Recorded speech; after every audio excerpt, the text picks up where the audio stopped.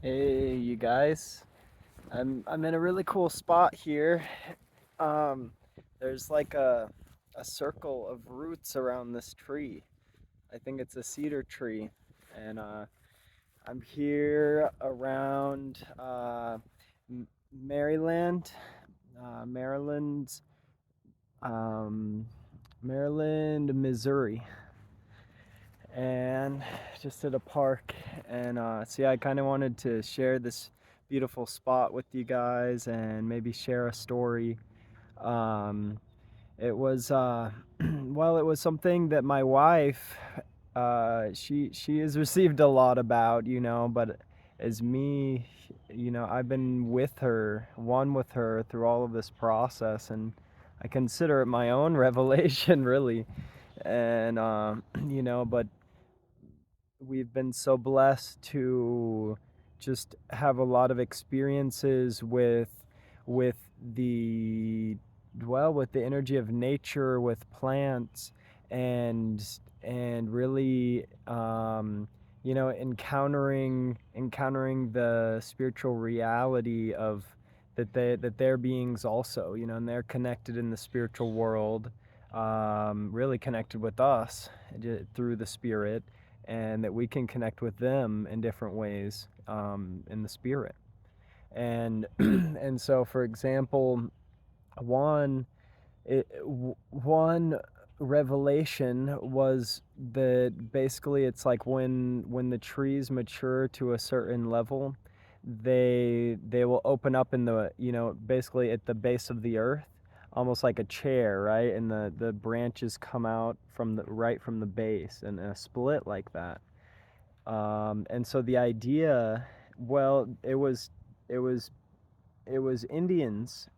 It was Indians in the spirit who came to us to lead us, to show us this, and they led us to a tree, and they basically they showed Letty how like there was like a chair you could sit literally on the root of this tree, and almost like inside of it, right?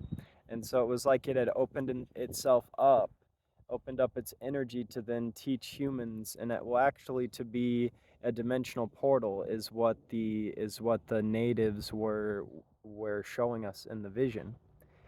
And and so I know it's a little bit far out, but I really believe that there's something to this. There's that trees, for one, they're beings just like we are beings. They're beings created by God, and they have a very mysterious, and deep purpose that is, I believe, much deeper, than most humans even begin to understand. And so, in many cultures, this belief goes back very, very deep. This belief of the sacredness of trees, and yeah, I mean, they're basically they're magical tools and can even be portals. And so, the idea is very simple, though, is that you can just go and, when you see one of these trees that looks like it's opened itself up, it's just a great meditation spot, basically. And you can go and, you can receive the energy from the tree. And I mean, literally, there's energy, there's life, there's the chi, the life force that is flowing through this tree. And then just imagine, this tree, but it's so much older than we are, and it's been through so much. In a certain way, it kind of has this information. I mean, there's light in its DNA. It's been through trials and trouble, famine and drought and many things. And I mean, it might seem crazy to most people, but I think that there's a lot of truth in this. And yeah, I mean, and my wife and I, we both have experienced it in a lot of ways. Um, and yeah, so that's one story that was amazing. And here, I'll show you the area here. Let me think of the other story. Um, so yeah, check it out. It's almost like a fairy circle around the tree. So beautiful. And then yeah, there's a willow tree over there. a nice pond. Oh, and I see over there on that tree also it has, yeah, a few of these. They have roots that stick up. That's so cool. I've never seen that. Um,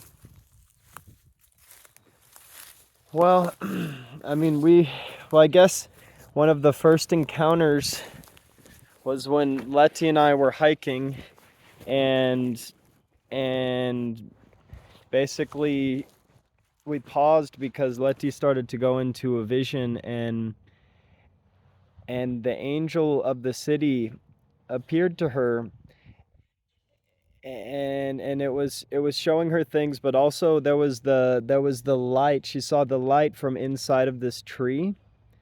I think it was like before or after. And and the light of this tree was like vibrating, and she saw how it like wanted to engage with Letty, so she like interlaced her spirit with it, and she said it was like this wonderful ecstasy, this energy that she engaged with with the tree, and it was like, she received this life. She said it was like this vibrant green coming off of it.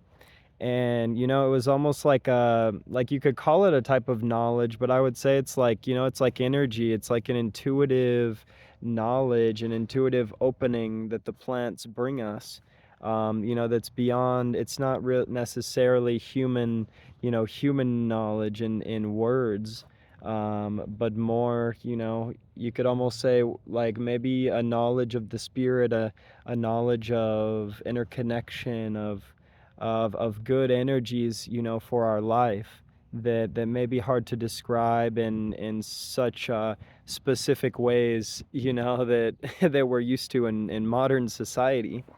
But the plants were brought to us from God. These are plants from the Garden of Eden. These are plants, that God has put upon the earth, in whatever way you want to look at God. But we have evolved. We have been through so much with these plants, and we've been on this earth for a long time, and a lot longer, I think, than even mainstream science will admit.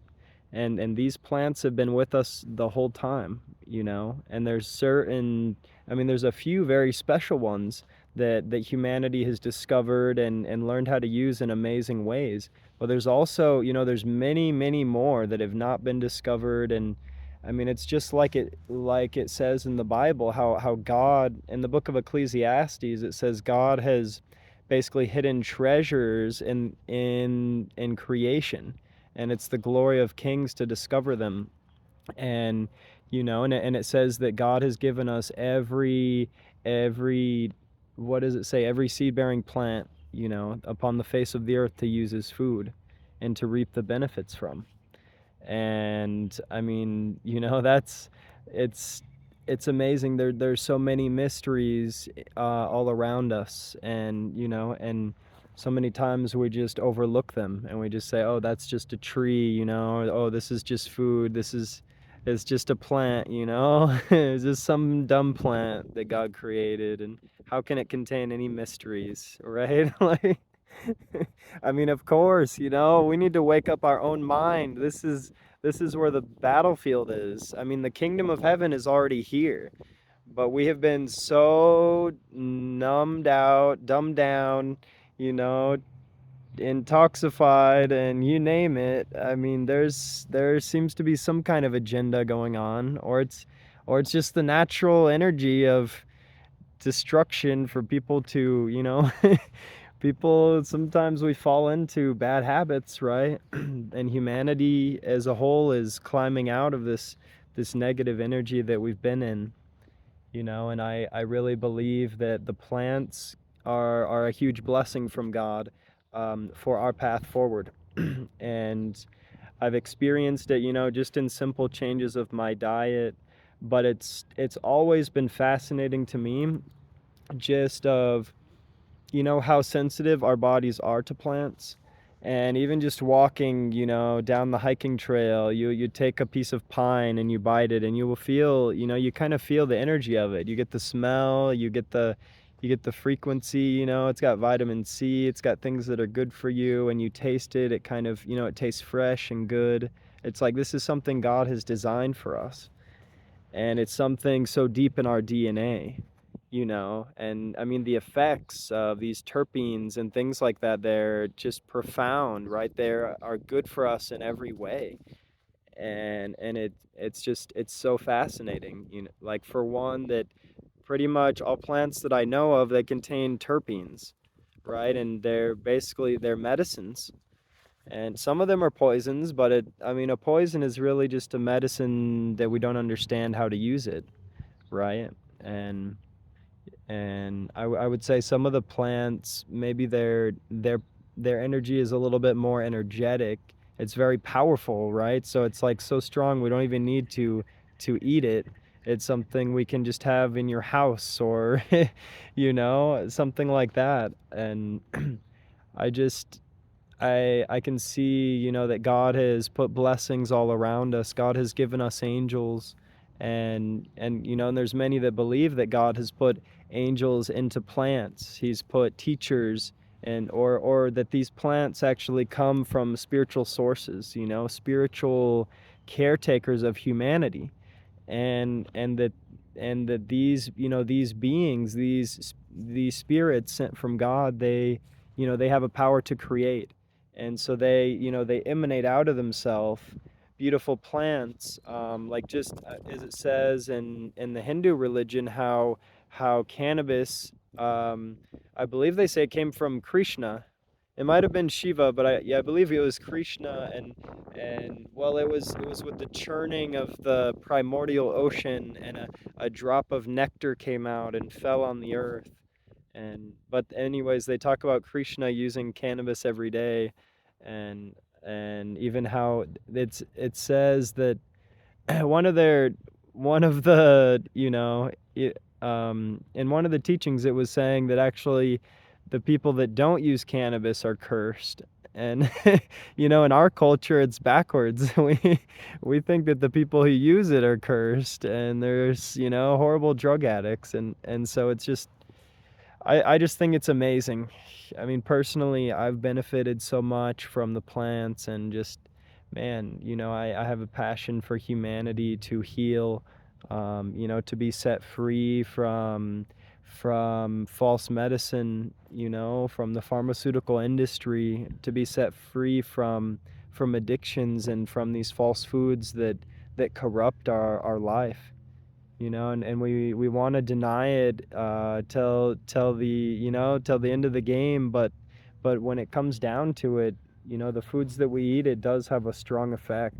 And you know, just pop a few fresh green beans in your mouth, and you know, you feel it like right away. It is a totally different vibe than eating pizza. And you know, and I mean, I think everything is sacred in a certain way, right? I love pizza, but I mean, the thing is, it's, you know, it's not very easy to digest. And in our belly is like, you know, our body is a sacred temple. And so what we put in it is of utmost importance, you know. And I mean, there's all kinds of different viewpoints on it. Some people just say, "Oh, well, I would just want to, you know, die or whatever." But you know, I'm very interested in the concept of immortality. And I think that it's possible. You know, it's talked about in many ancient religions, and maybe it is just in the spirit. Who knows? That's what a lot of people say. Oh, they're just talking about the spirit, you know. But I don't think so. I do believe that, you know, like, well, for one, you know, science has found that our cells have the potential of immortality. But the thing is, the environment has to be correct for them to live in that way. And so, you know, I believe that we have to cultivate that energy of heaven around us. We have to transform our DNA. You know, we have to enlighten our mind, our thought processes, remove our traumas, anxiety, our fear, our tension. And and when we get rid of those toxic energies, our life energy flows very well in our body, and there's so many blessings of God that open up. I mean, the kingdom of heaven is within us. Jesus said it clearly. And so many Christians are scared of doing yoga. I mean, man, you gotta work out your channels a little, your energy, the highways of heaven. I mean, there's so much value in it, it can't even be overstated. And it's amazing, just just a little bit of practice, you'll see results.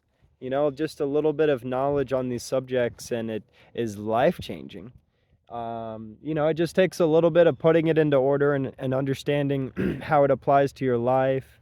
And, there's so many beautiful revelations and interrelated things that are being discovered, in this time on the earth. And,